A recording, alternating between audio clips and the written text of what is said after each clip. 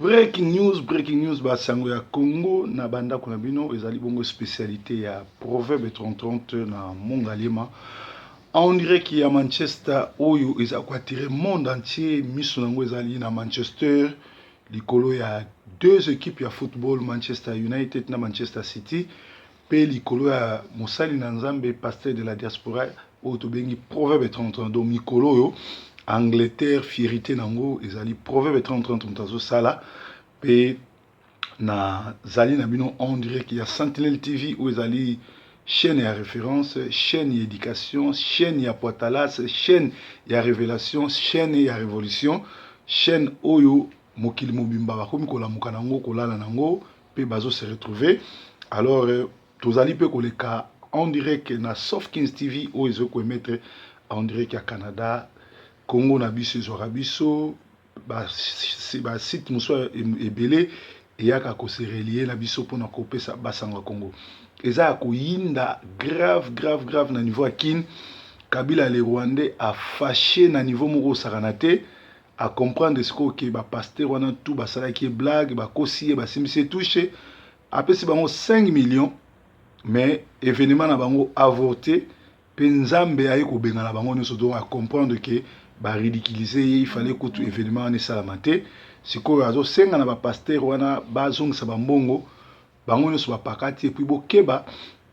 Kabila atindi ba pasteur alukuta ebele na poto baya ko distraire bato. Alors namoni déjà Martin Ndongala kuna les grands satanistes oyo mwasi na ye auti ko bengane na ndako likolo ya Ikobo azolinga yamba kinzamina pe félicitations na bana ya Bruxelles pe Liège ndenge botelemelaki walo oyo azali moko ba sataniste na lobaki so na tangi komono 2 fois 3 fois c'est que déjà eza ko beba yo na nzambe bato ebele batiaki tembe na lobaki makambo walo bomo ndenge sukeli puis walo conseil na kopesa yo soki peuple boyo te ya kotia mutu makasi te po na moni su batindi vidéo ke yo walo okendaki koteya baagresser lisusu bacombattant. Donc bino mo bozomona ke batindeli biso bafaux bapasteur bavrai bapasteur baali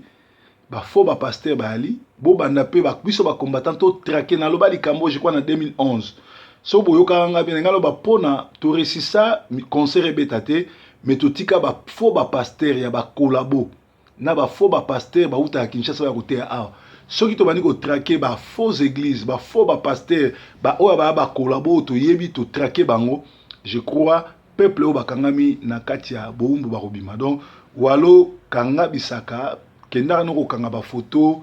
na poto pozonga parce que mission esesili nzambe mutu apesaka mission nzambe soka lobi okoteya te. Bible lobi l'esprit des prophètes est soumis aux prophètes nga ndenge na boso na komi esika ba na bazoteya bayebisinga okoteya te surtout ke bato bauti libanda il faut na luka na yeba eza nzambe mutu azopekisanga to eza mokili mutu azopekisanga donc faut na arrêter nanu na résoudre problème na bato wana sima nazongi koteya. Même Paul asali yango na Athènes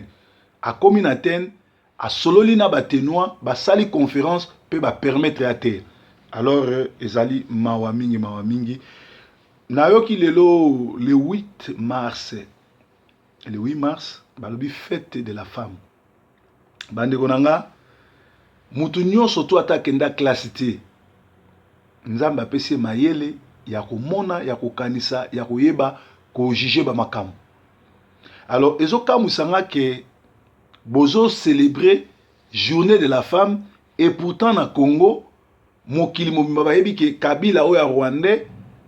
Kinshasa ezalaka la belle ya komisi yango Kinshasa capitale ya viol.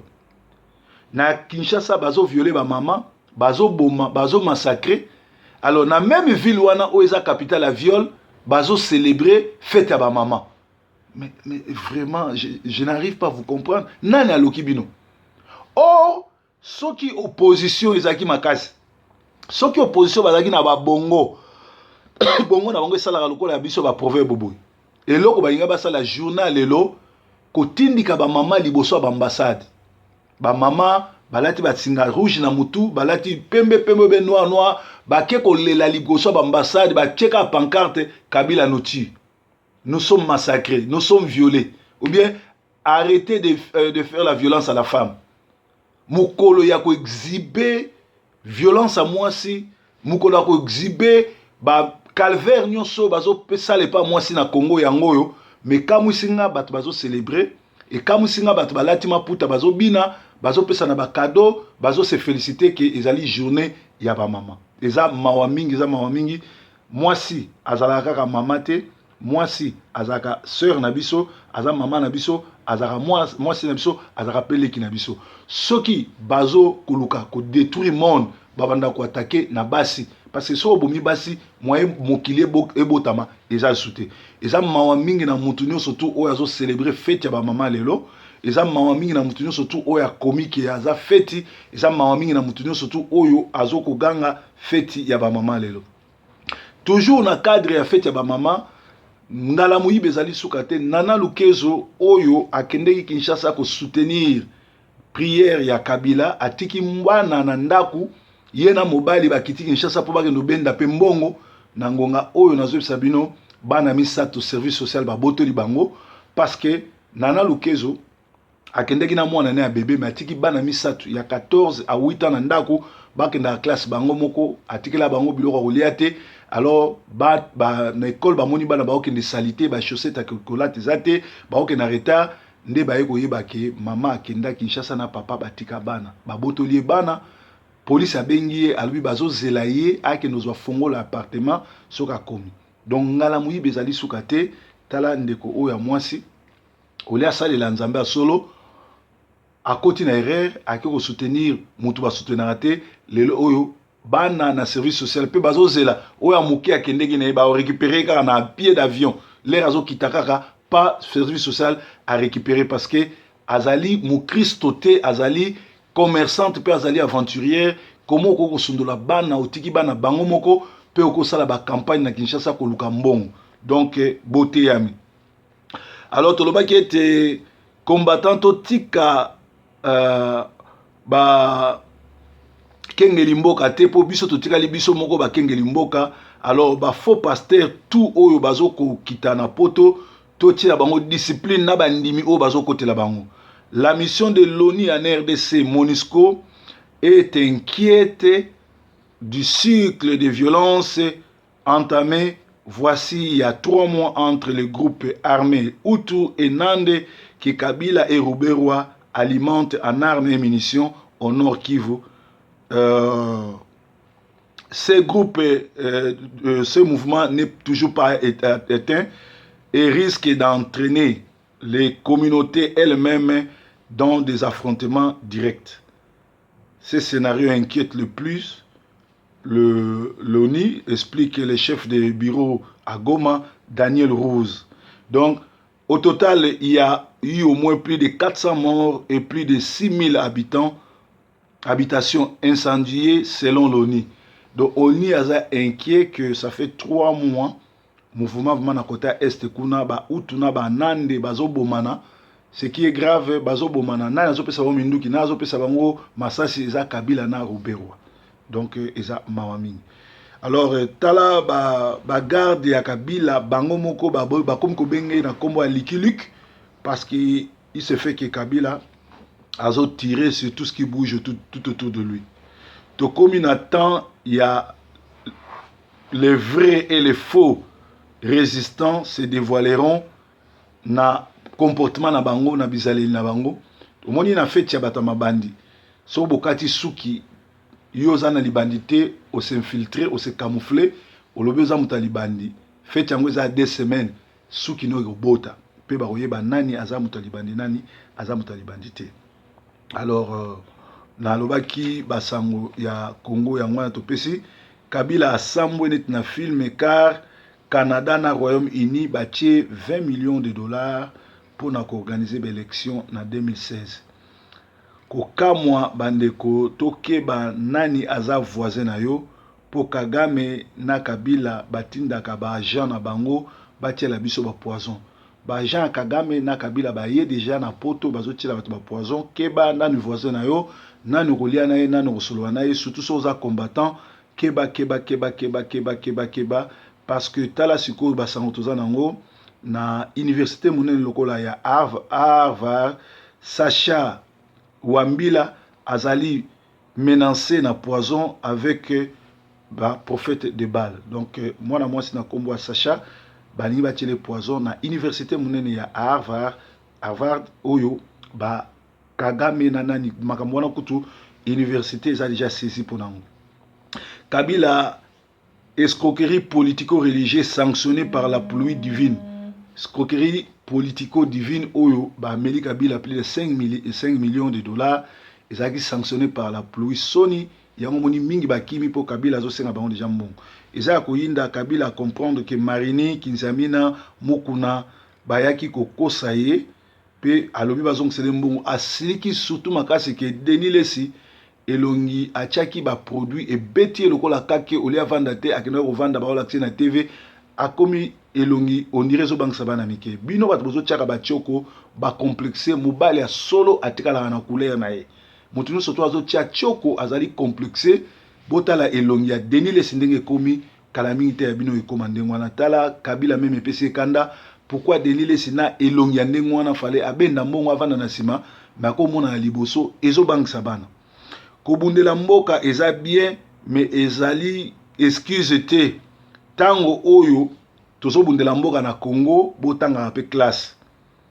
bolukaka pe kokolisa babongo parce que les tozo libérer Kabila ezali te que pour ozaki commissionnaire to ozali koteka ba carte pour citoyen na commune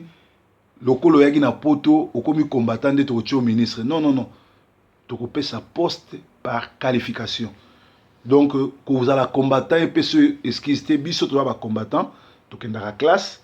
to tangaka to sala ba jeune to zo sambela to zo sala ba émission donc to zo esquisse mon côté alors to boyi mutu tango to koma na mboka wapi diplôme no o te bo comprendre nga combat bana ko bunda banda to nti pourquoi moyena tanga yala kite okozonga la commune ko sala ba carte pour citoyen to okozonga ko teka tombola na zando ya bayaka to okozonga kosala carte pour citoyen na commune ndenge omesana avant okende poto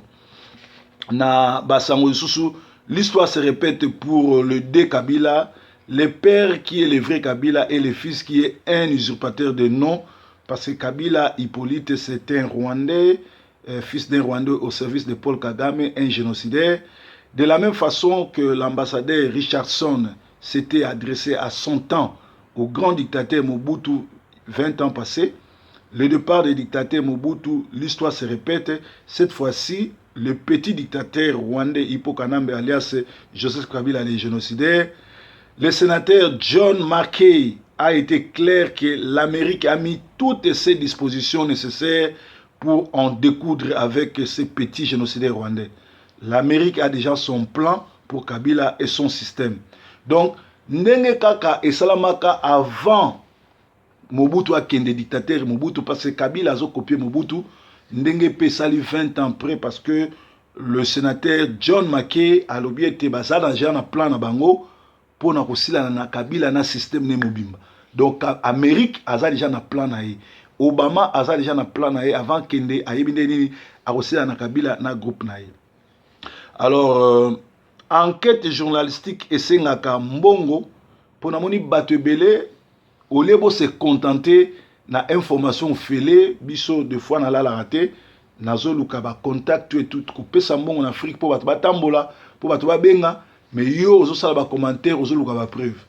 enquête journalistique nyon surtout esenga ba moyen soki bolingi na bando yela bino ba preuve na mesa bo tia pe ba moyen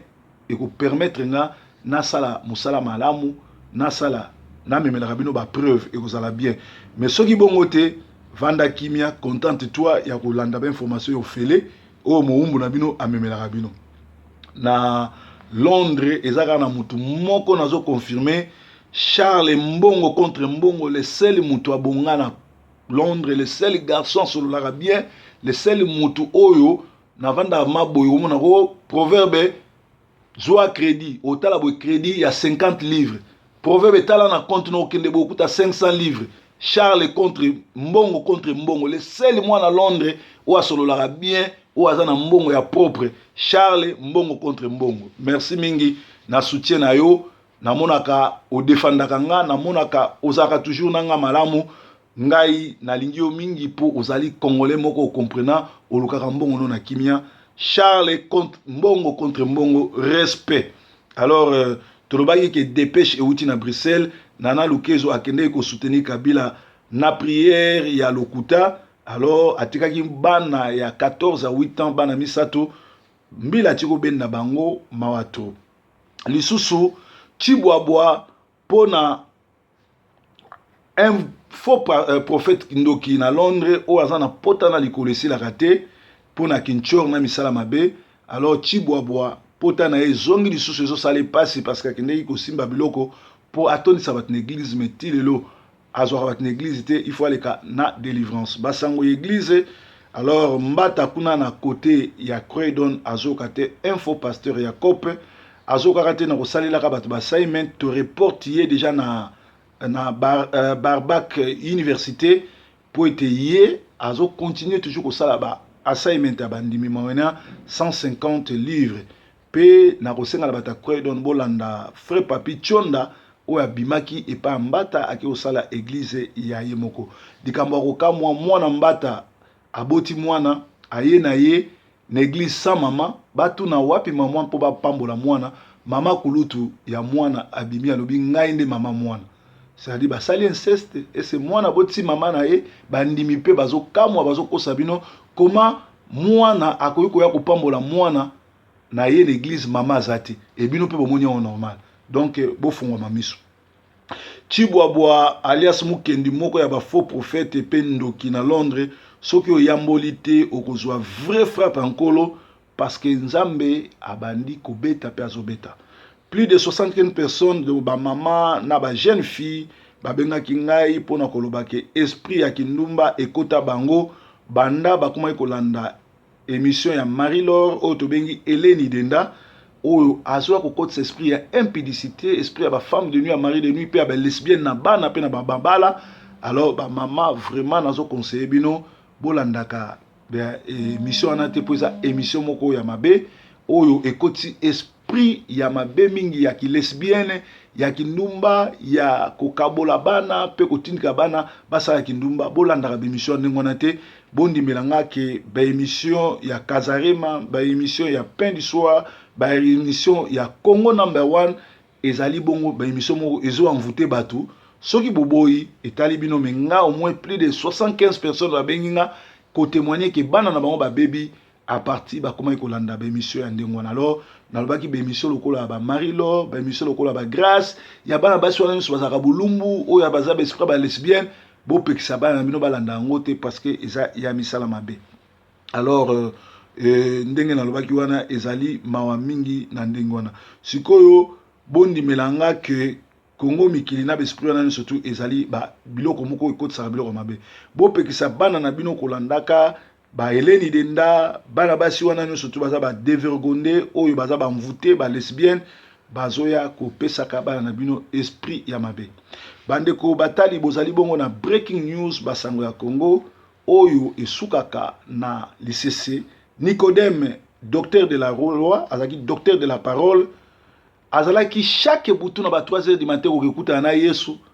kosenga délivrance kosenga même mateya ya nouvelle naissance. Maintenant public liboso ba camarades ne ba pharisiens atikalaki jamais kondimake azaki kokuta na Yesu ndenge moko eza na bato belé bayaka komona proverbe na butu na moi kotuna ba conseil ko ba prière bozalaka pe na courage liboso ya bato nyonso mokili bondimake proverbe 30:30 azali pasteur ya diaspora. Breaking news.